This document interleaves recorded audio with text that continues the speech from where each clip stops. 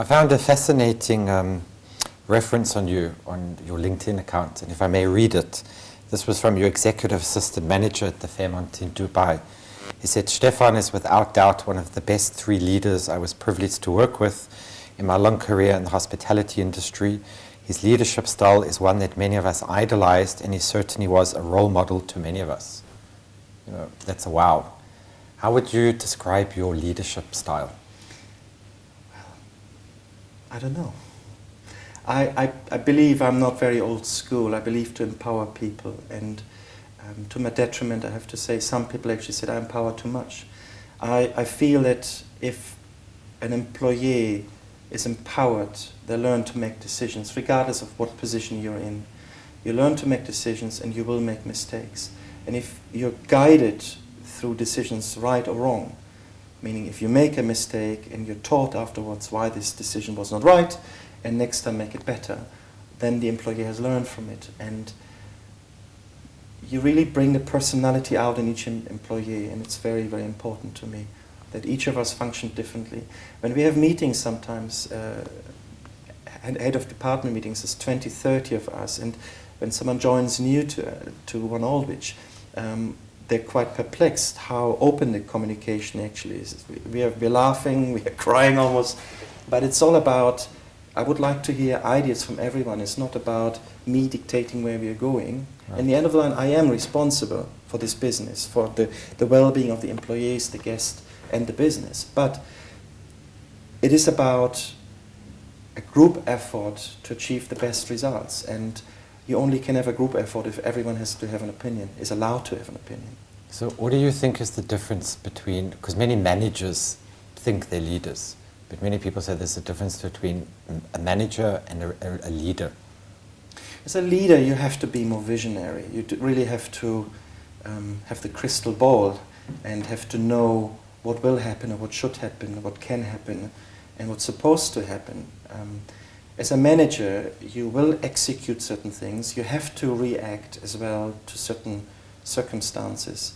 But the vision is still limited. You're still learning as a manager. And that's why I always said earlier, you need to gain experience in your career in order to understand what you're doing. Right. It's great that you know the theory. It's great that you have a great education.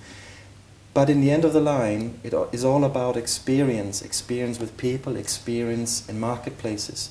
I worked in various marketplaces all around the world. Each marketplace was different, the Middle East, the Far East, and Europe now. However, it is just after all running a business. It's not rocket science. And if you have the common sense and apply it, you will be successful. So looking into your crystal ball, what do you think what is your vision for hospitality in the future? Well, I have a few thoughts on that. I believe we're at the beginning of the golden age of hospitality with all these new unexplored markets. And if you read articles about larger companies, the global chains, each of them has hundreds or even thousands of hotels in the pipeline. Some of them will double in size in the next 3 to 5 years. If you look at individual hospitality, independent hotels like One Aldwych and many other lovely hotels around the world, I believe they will always stand out and they will always survive. Hotels might be bought up or being incorporated into larger corporations or groups. Other hotels might roll out global chains or create groups themselves. Individuality always will survive because the travelers, the demand is for it, is just there. So you strongly believe that a hotel needs to keep that uniqueness which an individual hotel can do? Yes, we can. And I worked for larger companies as well, and that global brands worldwide represented, and they were fantastic hotels. However, one of these groups tried to be authentically local, and you can try to be authentically local if you're in the Middle East or the Far East or North America or Europe. However, in the end of the line, it is coming down to a culture which is in the hotel, and if you're a group, you always will have a group culture.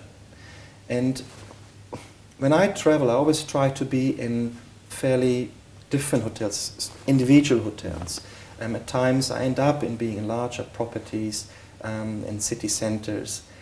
But I just stayed in Toronto in a lovely hotel in the Yorkville area, which was an amazing experience. In Hong Kong, I stayed in a hotel which reset my mindset on hospitality. It's an individual hotel, one of many to come, I'm sure, which will be a global brand. But when I stayed there, they redefined hospitality to me.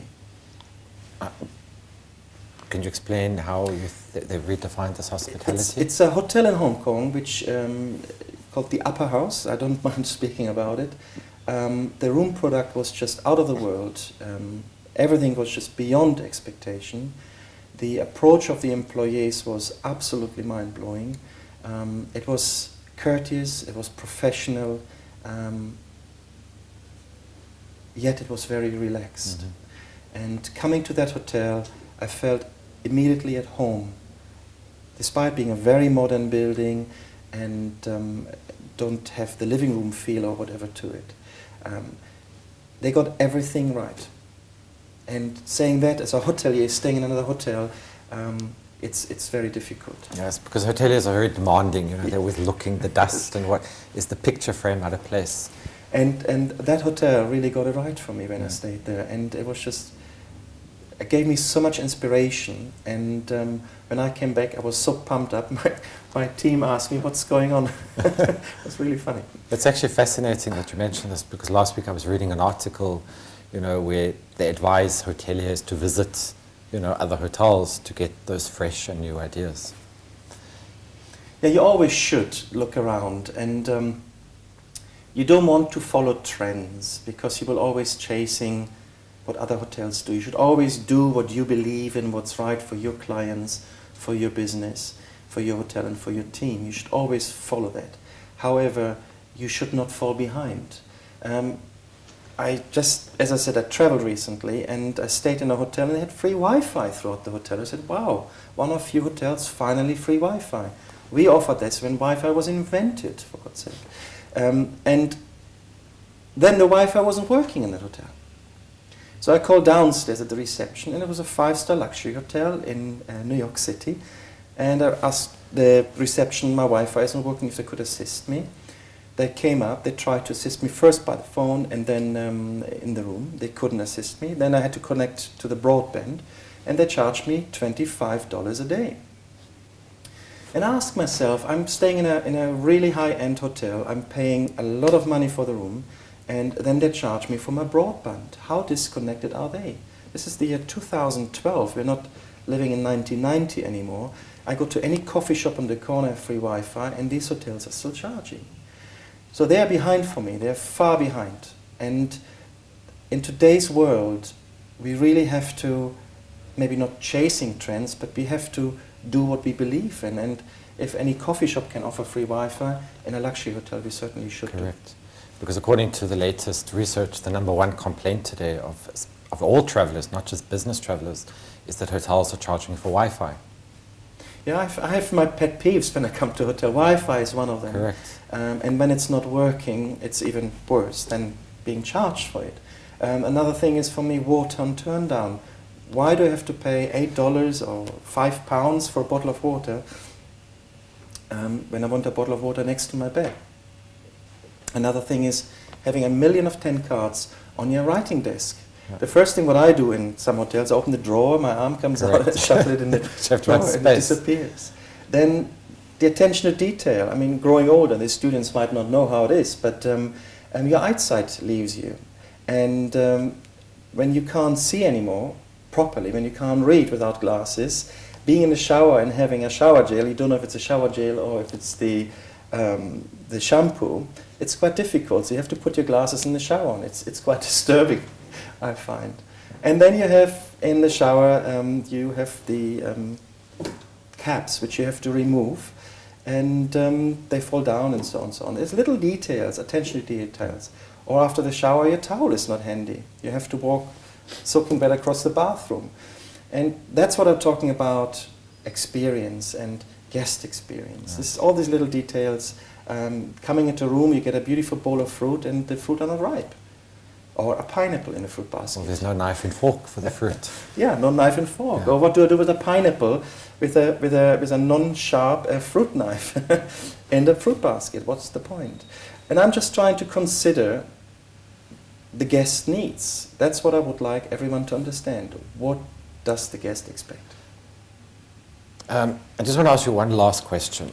Every hotel has guest complaints.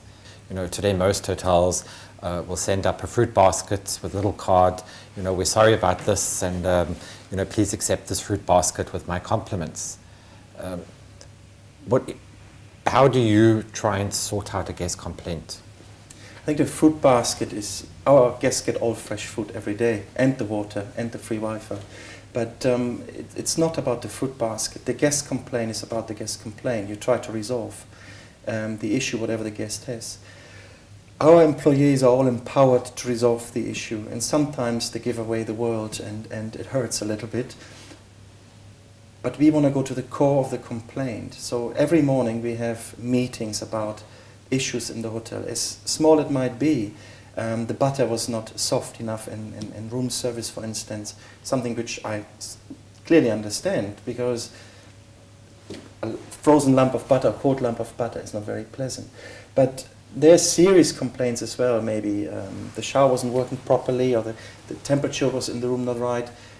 I want to go to every source of every complaint and resolve it with the customer, and then resolve it internally. And then you see how you deal with the customer, depending on the value of the complaint. Right. Some customers don't really want anything, but you still take care of them in some ways. But a fruit basket is, I would say, one of the last thing one should do. Well, it's nice to hear that from another 5-star general manager, of a luxury property. Stefan, it's been absolutely fascinating speaking to you. And, we sincerely appreciate how busy you are with the upcoming Olympics. So thank you very much for your time. And we wish you all the best for the London Olympics. Thank you very much, Anthony. Thank you very much.